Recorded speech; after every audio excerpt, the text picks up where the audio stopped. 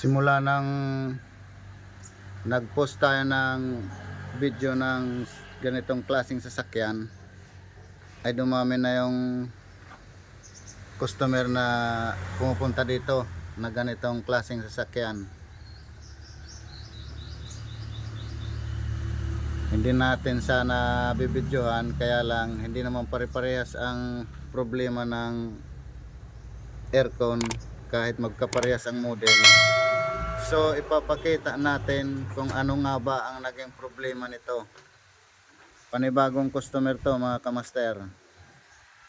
So yan, gagawin natin ang aircon nito.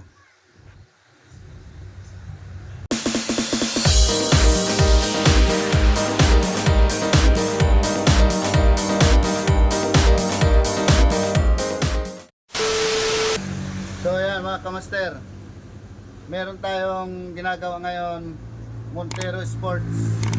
Dahil hindi pare-parehas ang problema ng bawat unit ang aircon, ipapakita natin kung ano nga ba ang dahilan ng aircon nito, kung anong problema ng aircon nito. Pero bago yan, shout out muna tayo sa nagupit sa akin, sa mga taga John's Barber dyan sa Tabuk, Borongan City. John Bola Bola, shout out sa inyo, magaling magupit. Ayan, oh. Dati hindi ako gwapo, ngayon gumapo na. So papakita natin kung anong naging dahilan ng aircon nito, anong problema. So yan mga kamaster, dahil nang dumating to dito, chinik natin agad kung anong problema. So ibig sabihin, nawala ng preyon. Ayan, zero balance tayo mga kamaster, walang preyon. Yun ang una nating hahanapin mga kamaster. Ayan, check natin yan mga kamaster. So ayan mga kamaster, bale nakargahan na natin ng pressure yan. So check natin yung mga linya, yung ano, kung saan nagkalik. Ibig sabihin yan, may leak yan mga kamaster. Ayan, dito wala. Kasi pag meron yan, halata yan na nagbubula. So dito tayo, ito medyo malangis dito. Ayan mga kamaster, unang bansada pa lang may nakita na tayo. Ayan, malakas mga kamaster, malakas yung leak nya. So yan ang una nating nakita mga kamaster. Dagdagan natin para kitang kita. Yan, oh. Unang problema, yan ang una nating nakitang problema. Yan, ilapit natin para kitang kita. So yan, yan. So yan mga kamaster, tinanggal natin yung o-ring gasket dahil iba na yung itsura. Yan, oh. Ito yung luma, ito wala na, hindi na pwede ito. Ito yung bago, palitan natin mga kamaster. So palitan natin to.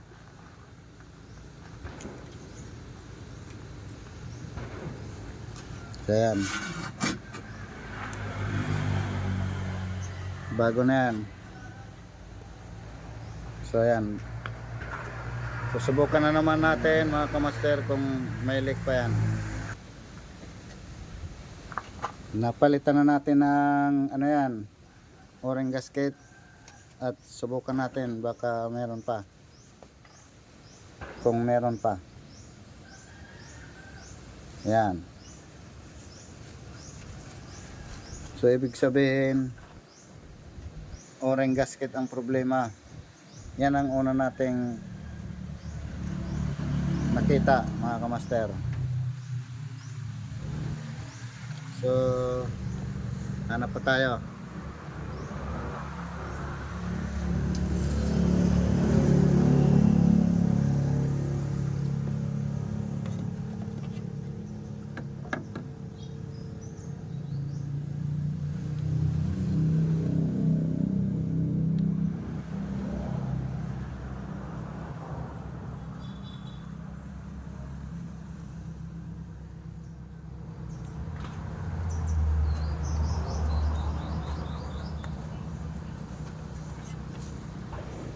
Yan.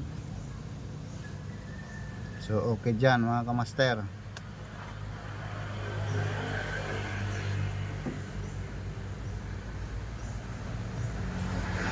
Hanap pa tayo ng ibang ano nito.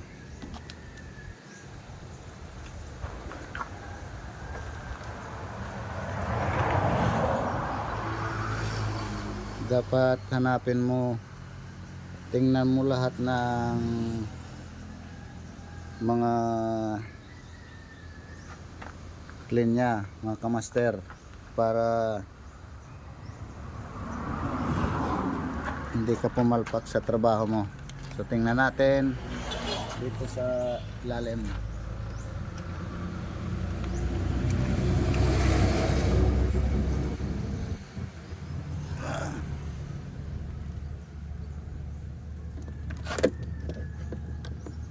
Para surebor tayo mga kamaster.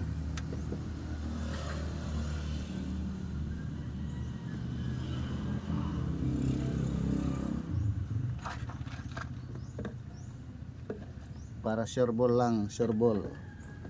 Kailangan hanapin yung leak bago kargahan ng preyon kasi palpak yung trabaho mo pag ganyan ang gagawin mo, karga agad. So ayun, meron na tayong nakita na naman na isa. Ayun, bumubula mga kamaster. Ayan o, kung nakikita nyo ba yan.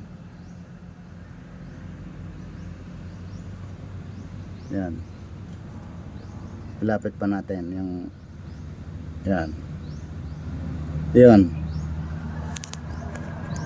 So yan. Yan mga kamaster. Yung isang linya doon, isang fittings. Ayan o. Yan.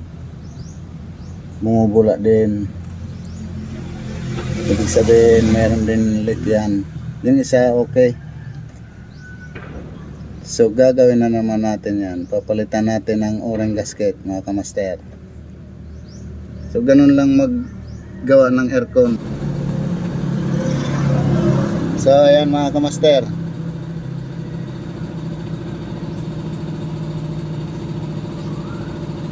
Malinaw na, wala nang bula. Ibig sabihin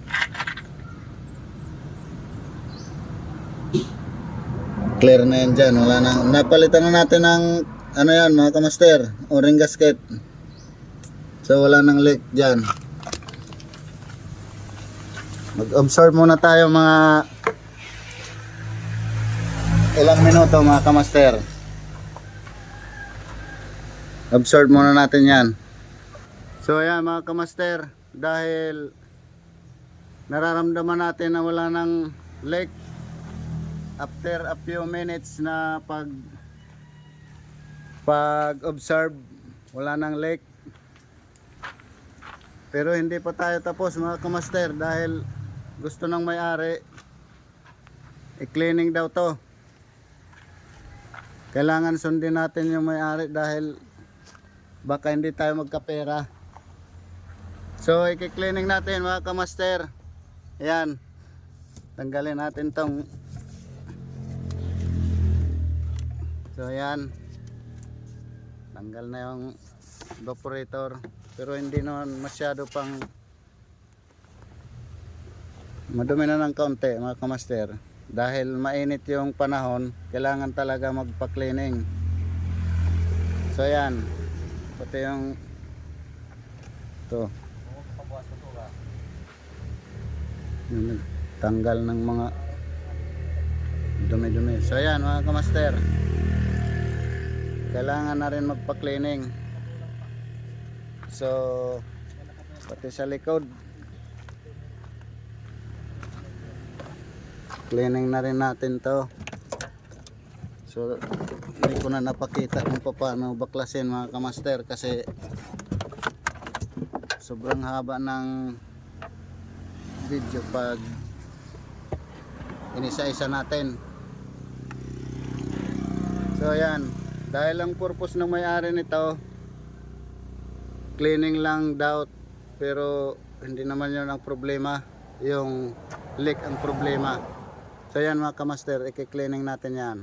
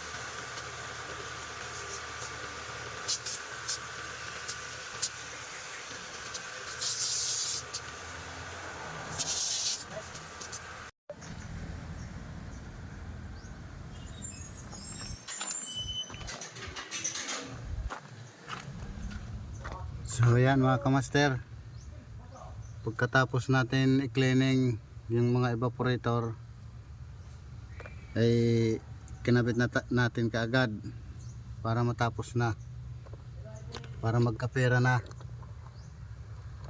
So ayan mga kamaster, naikabit na natin, malapit nang matapos yan. So ayan.